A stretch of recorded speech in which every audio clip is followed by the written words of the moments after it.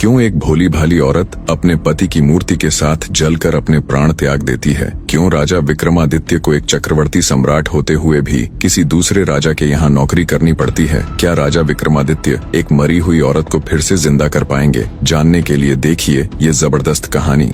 एक ब्राह्मण अपनी पत्नी के साथ उज्जैन नगर में रहता था। ब्राह्मण की पत्नी सुशीला बड़ी पतिव्रता स्त्री थी। ब्राह्मण कहने के लिए तो राजा के यहाँ नौकर था, परंतु राजा विक्रम ब्राह्मण से कोई कार्य नहीं करवाते थे। बस हर माह घर बैठे उस ब्राह्मण की तनख्वाह भेज दिया करते थे। ब्राह्मण को राजा की तनख्वाह खाते खाते जब काफी अरसा हो गया तो एक दिन वह अपनी पत्नी से बोला, भाग्यवान, राजा का धन खाते खाते काफी लंबा समय हो गया, किंतु राजा ने बदले में मुझसे कोई काम नहीं लिया। इस भार से मैं कैसे कर्ज मुक्त हो सकूंगा? अंततः पत्नी से विचार कर वह राजा के पास पहुंचा और बोला, राजन, आपकी रकम खाते खाते मुझे काफी समय हो गया, लेकिन आपने मुझसे कोई काम नहीं लिया। इस प्रकार मैं कैसे कर्ज मुक्त हो सकूंगा? मेरी इच्छा है कि आप मुझसे कोई काम लें ताकि मैं आपके ऋण से मुक्त हो जाऊं। ब्राह्मण की बात सुनकर राजा बोला, हे ब्राह्मण, मेरी प्रतिज्ञा है कि मैं किसी ब्राह्मण से काम नहीं लेता, पर फिर भी आपकी यही इच्छा है तो मेरे कहने से गंगा स्नान कराओ और एक कलश गंगा जल मेरे लिए भी लेते आना। यही है आपका कार्य। राजा के वचन सुनकर ब्राह्मण अत्यंत प्रसन्न होकर अपने घर आया और सारा हाल अपनी पत्नी से कह सुनाया। वह बोली,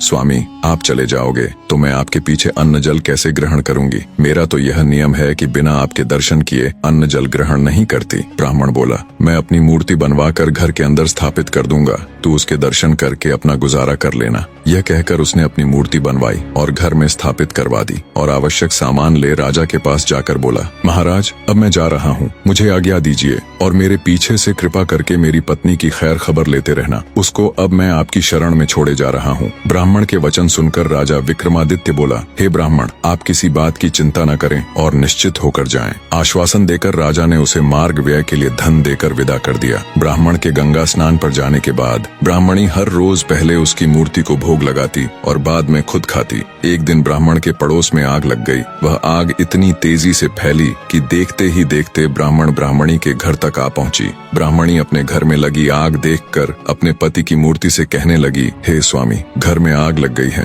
कृपया बाहर चलो। जल्दी ही आग ने पूरे घर को अपने चपेटे में ले लिया, परंतु ब्राह्मणी टस से मस न हुई और वो उस ब्राह्मण की मूर्ति के आगे वही शब्द दोहराती रही, स्वामी, घर में आग लग गई है, बाहर चलो। आखिर ब्राह्मणी आग में ब्राह्मण की मूर्ति के साथ चिपट जलकर मर गई। जब राजा विक्रम को ये बात पता चली तो वो माथा पकड़कर बैठ गया और खुद से कहा, ये तो बड़ा अनर्थ हो गया। अब जब ब्राह्मण आकर पूछेगा तो मैं उसे क्या उत्तर दूंगा? ब्राह्मण अपनी पत्नी को राजा के हवाले छोड़कर उसके कहने से गंगा स्नान करने गया था, पर ब्राह्मणी तो उसकी मूर्ति के साथ जल चुकी थी। राजा विक्रम के दिन बड़े भारी हृदय के साथ चिंता में निकल रहे थे। इसी बीच एक रोज ब्राह्मण भी वापस आ गया और घर में लगी आग और अपनी स्त्री के जल मरने का समाचार सुनकर वह आग बबूला हो उठा। बोला, ऐसे कैसे हो सकता है? मैं तो राजा को अपनी ब्राह्मणी का ध्यान रखने के लिए बोलकर गया था, उन्होंने उसका ध्यान क्यों नहीं रखा? वह आनन फानन में भागा भागा तुरंत राजा के पास गया और क्रोधित होकर पूछने लगा, ऐ राजा, मेरी स्त्री कहाँ है? कहाँ है मेरी ब्राह्मणी? राजा विक्रम ने भरे हुए हृदय के साथ ब्राह्मण को सारा हाल कह सुनाया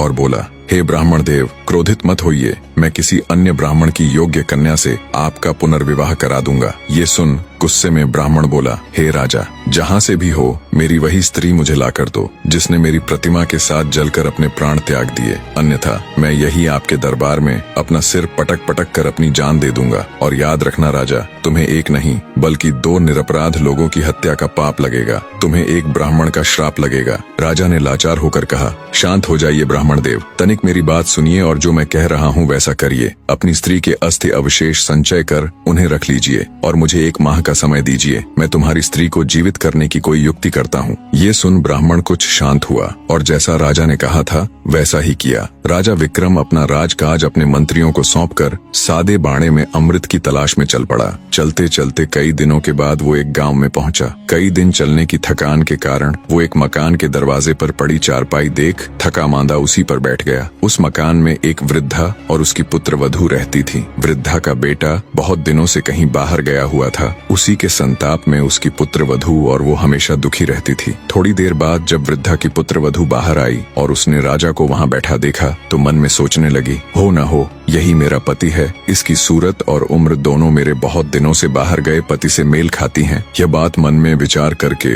वह भीतर गई और अपनी सास से कहने लगी, माँ जी, मुझको ऐसा प्रतीत हो रहा है कि आपका बेटा लौट आया है और बाहर द्वार पर बैठा है। बहू की बात सुनकर बुढ़िया खुश हो दौड़कर दरवाजे पर आई। जब उसने राजा विक्रम को देखा तो उसे भी वो बिल्कुल उसके बेटे की तरह जान पड़ा। वृद्धा बोली, बेटा तू बाहर क्यों बैठा है? चल अंदर चल। कहाँ था तू इतने दिनों से? देख, तेरी याद में तड़प तड़प कर मेरी यह दुर्दशा हो गई और तूने एक बार भी मेरी सुध नहीं ली। वृद्धा की बात सुनकर राजा विक्रम हड़बड़ाया और सोचने लगा, हे ईश्वर, ये क्या नई बला मेरे सिर आन पड़ी। वह वृद्धा से बोला, माँ, मैं तेरा बेटा नहीं हूँ, पर तू अपने बेटे का हाल बता। मैं तुझे तेरे पुत्र से मिलाने की कोशिश जरूर करूंगा।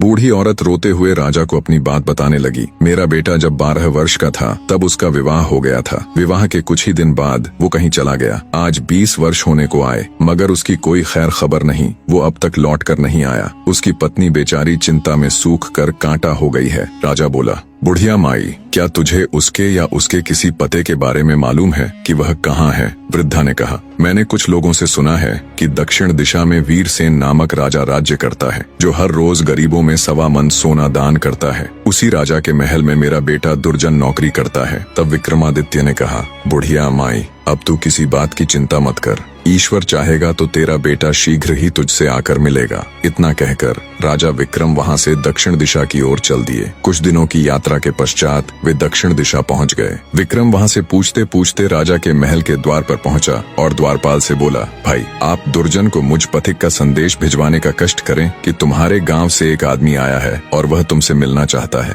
द्वारपाल ने भीतर जाकर दुर्जन को विक्रम का संदेश दे दिया, जिसे सुनकर वह द्वार पर आया और विक्रम को अपने गांव का निवासी समझकर उसे अपने डेरे पर ले गया। विक्रमादित्य ने कहा, भाई, तुमको ऐसा नहीं करना चाहिए था। जब से तुम आए हो तब से घर की सूरत तक नहीं देखी। तुम्हारे घर तुम्हारी माता और पत्नी रो रो कर दिन बिताती हैं। तुम्हारे लिए उचित यही है कि जैसे भी बने शीघ्र ही उनकी सुध लो। दुर्जन बोला, भाई, मैं क्या करूं? विवश हूं। न तो महाराज मुझे छुट्टी देते हैं, न इस्तीफा लेते हैं। फिर भला मैं किस प्रकार जा सकता हूं? विक्रम बोला, इसकी तुम चिंता न करो, तुम्हारे बदले में मैं नौकरी कर लूंगा। अब दुर्जन ने राजा से कहा, महाराज, मेरा भाई गांव से आया है। वह मेरे बदले आपके यहाँ नौकरी करेगा। आप कृपा कर मुझे कुछ दिनों के लिए छुट्टी दे दें, क्योंकि मेरी माँ व पत्नी मेरे लिए बहुत व्याकुल हैं। राजा वीरसेन बोला, अच्छा, अपने भाई को नौकरी पर छोड़कर तुम 1 महीने के लिए अपने घर हो आओ। यह सुनकर दुर्जन ने विक्रम को नौकरी पर छोड़ा और स्वयं राजा से विदा लेकर अपने घर को चल दिया और विक्रम उसके बदले नौकरी करने लगा। खुद एक राजा होते हुए भी बड़े हृदय वाले राजा विक्रमादित्य दूसरों के दुख दूर करने के लिए राजा वीरसेन के यहाँ नौकरी करने लगे। राजा वीरसेन का नियम था कि हर रोज वो आधी रात को शहर से बाहर एक देवी के मंदिर में जाता। देवी उसे पकड़कर तेल के खौलते कड़ाह में डाल देती। जब राजा उसमें भुन जाता तब वह उसे निकाल कर खा जाती। तत्पश्चात उसकी हड्डियों को इकट्ठा करती, फिर उन पर अमृत छिड़क देती। इस प्रकार राजा पुनः जीवित हो जाता। बाद में देवी अक्षय झांझर हिलाकर 1.25 मन सोना राजा को देती, जिसे लेकर राजा वीरसेन चुपचाप महल लौट आता और प्रातःकाल वही सोना ब्राह्मणों को दान कर देता। एक दिन राजा विक्रम ने अपने मन में विचार किया कि राजा के पास इतना सोना कहाँ से आता है और हर रोज आधी रात को वो कहाँ जाता है। इसका भेद अवश्य जानना चाहिए। दूसरे दिन आधी रात के समय जब वीरसेन ने देवी के मंदिर के लिए प्रस्थान किया तो राजा विक्रम भी उसके पीछे पीछे चल पड़ा। मंदिर में एक तरफ छिपकर उसने